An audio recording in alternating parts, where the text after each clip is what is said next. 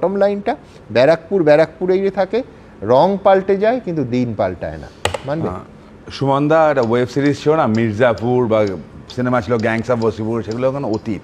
Forget about Mirzapur, let us concentrate on Barrackpore. এখানে অদ্ভুত উন্নতি হয়েছে। কীরকম উন্নতি? বোম এখানে স্কুল বাড়ি, বিরিয়ানির দোকান, সোনার দোকান থেকে ঘুরে এখন চায়ের দোকানে পৌঁছে গেছে। শিল্পর কথা হচ্ছিল কিছু না, ব্যারাকপুর শিল্পাঞ্চল। মমতা বন্দ্যোপাধ্যায় যখন বলতেন আমি ভিতর শিল্প করে দিচ্ছি, আমরা কেউ বিশ্বাস করিনি। মানে প্রতিষ্ঠিত মিথ্যেবাদী, তাকে বিশ্বাস করানোর কোনো কারণ নেই, তাও বিশ্বাস করিনি। তো এখন মনে হচ্ছে তিনি সত্যি কথা বলেছিলেন। ভিতর শিল্প যেগুলো কুটির শিল্প, বোম বারুদের শিল্প, তার প্রোডাকশন আমরা দেখতে পাচ্ছি। আর তুমি এটা প্রশ্ন করলে এক্ষুনি থানা ভাঙা কেন হয়, দেখো তুমি সরল মনের প্রশ্ন করলে, সাধারণ নাগরিক হিসেবে প্রশ্ন করলে সলিল্লা উত্তর দেবে আশা করি, জিতে চান তো।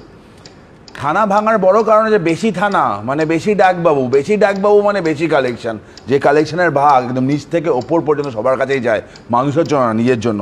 দেখো ঝাড়খণ্ডে ভোট হলো সুমনদা, ঝাড়খণ্ডে নক্সালাইট ইস্যু আছে, ঝাড়খণ্ডের tribal area, literacy rate Paschimbanga থেকে অনেক কম।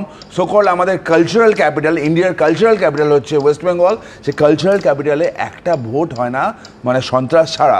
স্কুল ইলেকশন হোক, একটা সমবায় ইলেকশন হোক, বা পঞ্চায়েতের সাধারণ বুথের একটা মানে ভোট হোক, সেখানে বোমগুলির আকচার ব্যবহার চলে। আর যে অর্জুন সিংকে নিয়ে আজকে এত আপত্তি, আমি বলছি অর্জুন সিং যদি অর্জুন সিং হয়ে থাকে তো আজকে হয়নি, তো বরাবর হয়েছিল।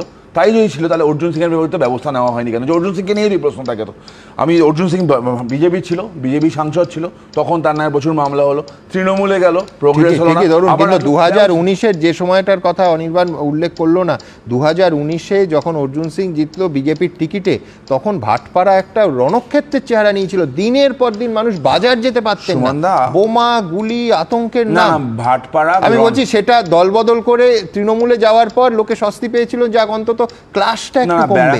ব্যারাকপুর শিল্পাঞ্চলটা কোন দিন রণক্ষেত্র ছিল না। এই কয়েকদিন আগে অর্জুন সিং কোন দলে ছিল না ছিল মাঝখানে ধরলাম না, অর্জুন সিং এর ছেলে পবন সিং তো আমাদের দলে বরাবরই ছিল।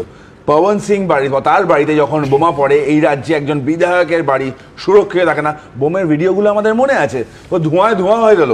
এটা পশ্চিমবঙ্গে আছে, এখানে কি আদৌ আইন শৃঙ্খলা বলে কোনো জিনিস আছে? এই একই জিনিসে আলোচনার এক একটা করে নির্বাচন হবে, নির্বাচন হোক, উপনির্বাচন হোক, যাই হোক, আর আমরা সান্ধ্যকালীন একটা ডায়লগ দিতে বসবো, একটা ডিবেট করতে বসবো যে সন্ত্রাস, পশ্চিমবঙ্গের সন্ত্রাসটাই আসল হয়ে গেছে, যেখানে পশ্চিমবঙ্গ ভারতবর্ষে এক নম্বরে থাকতে পারতো। আমার দলে থাকলে বাল্মীকি আর অন্য দলে থাকলে দস্যুরত্ন।